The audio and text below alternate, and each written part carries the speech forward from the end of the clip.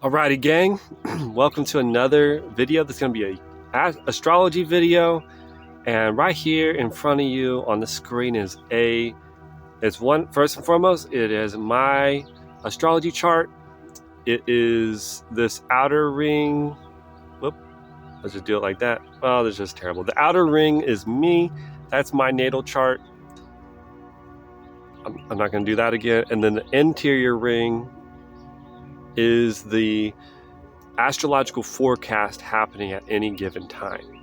And what this beautiful app can do is, for instance, I'm gonna change it. It's gonna show a real-time movements of what's going on in the cosmos and really what's going on within you. That's significant. All of astrology, the origins of astrology is medical astrology. And each of the planets out in the sky, in the heavens, each of the planets directly correspond and relate to the endocrine system within your body. Each of the organs within your body relate directly to the planets. The planets are the endocrine system of the cosmic body, the as above, so below type scenario. So in this video, I'm going to be giving some insight and showing a visual demonstration of how Saturn works. Here is Saturn. This one's, this is Saturn, and this is Saturn. This right here is the Saturn that's in my own natal chart. When I was born, Saturn was in the sign of Aquarius. That's Aquarius. So this part stays the same. It's static, it's positioned, it is not moving, and it's the brand of the atmospheric energy of that time. For instance, if you're born 9/11, 2001, when the World Trade Center scenario went on, regardless if it was real or a false flag, whatever, there was a energy texture in the whole consciousness, in the entire environment. If you were born and that was your first impression into the world, that shaped you. So that just gives an example of that. But so I'm gonna be looking at this guy right here. Saturn teaches master lessons. Saturn comes through and disciplines and structures and makes sure you're not skipping any steps, so that it can, because Saturn's gotta be, you gotta get in a great communication and relationship with Saturn. Know where Saturn's coming through and disciplining you in your chart. And what house is it coming through? That's the classroom. Are you in science class with Saturn? Are you in math class? Are you in finance class with Saturn? So, Saturn will go through each of the houses, if you have the awareness of where Saturn's at, what house that is transiting, like for instance, what I have pulled up right here, this is Saturn going through my 7th house, bringing discipline and structure and boundaries, rules, regulations, restrictions to the way I do relationships, the way I do partnerships, agreements. This is the 7th house. 7th house is where the handshake happens, the agreement of the union.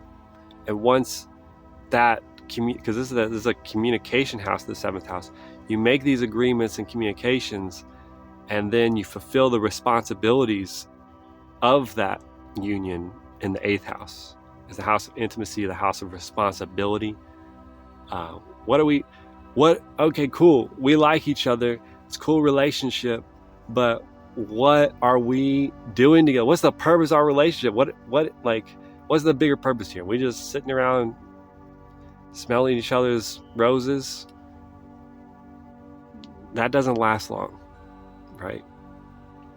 So I'm actually going to shift this time that we're looking at to when I was in senior year of high school, which for me, I graduated high school in 2011, May 2011. So this was a really interesting time, and for me to go back and have the hindsight with the astrology to really look at, because I know what was going on in my senior year of high school, but to see is like, oh, Saturn was literally on top, transiting right on top of my sun. This is like my vitality and my like soul lessons, my life's work. Saturn was coming through and like rigorously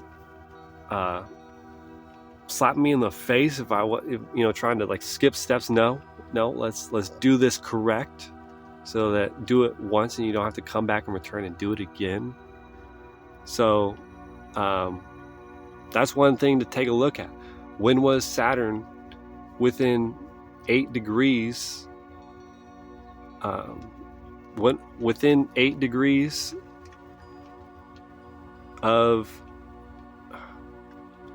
Saturn, within 8 degrees of your sun? When was Saturn right on your sun? When was Saturn 8 degrees after your sun? Because that's when you're really going to feel it. And this kind of stuff happens with, you can look at it, this is just looking at my sun, but whenever a planet is transiting, it's like it's a guitar pick, and when it goes across where your planets are at, where you're born, so if they go across a planet, a natal planet for you, it's going to be striking a chord, and it's going to produce a sound that you're going to feel it. It's going to be noticeable. And once you can get the lesson that's there, you can graduate it. Yeah. It takes the awareness and appreciation of this to be able to look at it. And that's why I'm demonstrating this video. But just check this out. Like Saturn, this is 1 week intervals at a time, each little niche. So I'm like, 1 week, I slowed it down so I can do this manually now.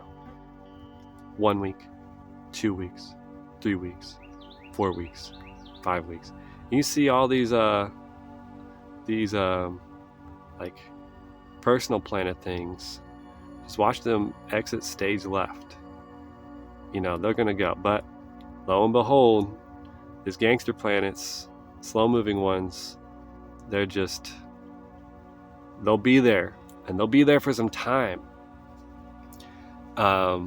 So you might as well get to know what house they're in, what are they teaching you, and how you can like really get what it is, and then work with it. Is everything's working in your favor. And if you really understand how this stuff works, you can get instead of being immersed in it and being succumbed and victim to the you can actually, in a way, like transcend above it and look down into it, like, oh, okay, so astrology's showing me what time it is. Okay, so let's it's this time. So if I do these certain activities, these behaviors, it's actually going to trigger a magic and a type of outcome, and I can work with the energy instead of it. I can surf the wave, catch the wave, and paddle up to it and surf it, do some tricks, get some style points, and or just be like, have the freaking tidal wave crash right into you, and like, hopefully you weren't taken underwater and you break some bones and like get cut up on the coral and all this stuff. So this is quite a cool thing. This app, for those who want to know, this app is called I apologize, I'm gonna have to look at this again. It's Astrology Master. It's a free version. You just go to the transit chart You can see this. So like Saturn will go through, swing back, do this like little retrograde action. That's a retrograde. Now it's coming forward. Oh, and now here it is. Boom, boom. Now in my 4th house. That's a totally different lesson right there. What is that doing? And what year was this? 2012? Like when did it first come into my, there it is. October 2012, the bottom left, if you're tracking me right here, bottom left showing me the date, the year. 2012, October 2012 is when Saturn entered into my 4th house. Saturn came into Scorpio. And 2012, I know exactly, like, I remember. It's just very interesting to go back and like walk these lines of memory and like, oh, Saturn was there in my house of home and family, making sure I'm got my structure and integrity together in my home and family, my ancestry and my like emotional self. Yeah, so like I was here 2012. Yeah, I remember it's in a significant relationship. I'm actually like, now that I'm looking at this, I'm like, when did Saturn actually like leave this house? Like how long was it in my 4th house of home and family? Okay, 2014. Yeah, and it's about to, yeah, right there. Oh my gosh, yeah. So this makes so much sense to me. December, let me just like take a couple notches this way. Boom. 29 degrees is a critical degree in astrology. It's like 0 degrees is, say it's like a throttle, a gas pedal in a vehicle. 0 degrees is like, you're like not even touching the gas, and but the vehicle's still moving. And then you can like press down on the pedal, the throttle, and it'll start accelerating more. 29 degrees is pedal to the mother effing metal, full throttle, intense of it. It's just coming through to make sure that all the lessons that was taught, it's like, it's the final test. It's the boss level, and then you graduate. Another level, another devil. All coming in to serve your, get you corrected on the correct path. But yeah, with this right here, 29 degrees Saturn in my home and family, and I'm looking at this down here, 2014, December 2014. That's whatever I had. I don't want to get too much of my story, but that's so significant to me. But yeah, all in relativity to home and family. So, again, you can use this tool to really understand, and actually, like, you need your time of birth to get the proper house placements. Because if you look at like over here, that's your ascendant. That's the say like everything below that black line is the earth, and everything, that's the horizon line. Basically, everything above that is the sky. So every 2 hours or so, this is going to be moving, so that's going to change and rotate your entire house placements and charts so that it's going to rotate like a clock. Every 2 hours you can come out to be a different rising or ascendant sign. The sun is going to be in a different different house. Let me just showcase an example of that, just in case people need to see that, so that they can have a tangible understanding of how that works. I just shifted it to an hour intervals. I'm gonna hit play.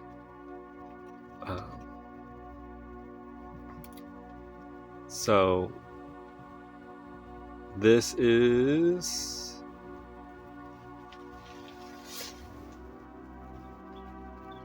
sorry, this isn't actually a good, I can't really do this on the transit chart. Let me just scratch that. Hopefully you can take my word for it. But I think that's a good point. That's just a good place to close the video. Just like how I showcased Saturn, you can do this also with these other like slow moving gangster planets like Neptune. Neptune is really interesting and insightful to look at. Where is it transiting your chart? Just go to Google. Hey Siri, hey ChatGPT. Shout out to my secret energy tribe. Hey Sybil, what does Neptune and Pisces transiting my 8th house mean? Neptune is a key word is like, it can be a delusion. So like things may not be as appears as it seems. It's like can be deception. So it's good to be aware so that you don't caught with your like your pants on the ground or whatever. Whenever, like for me, like 8th house, Neptune is transiting my 8th house. Well, that's like getting all up in the intimacy. So like hopping into that activity, that behavior from me, I could be completely caught off guard if I don't know what time it is. You know what I mean? So another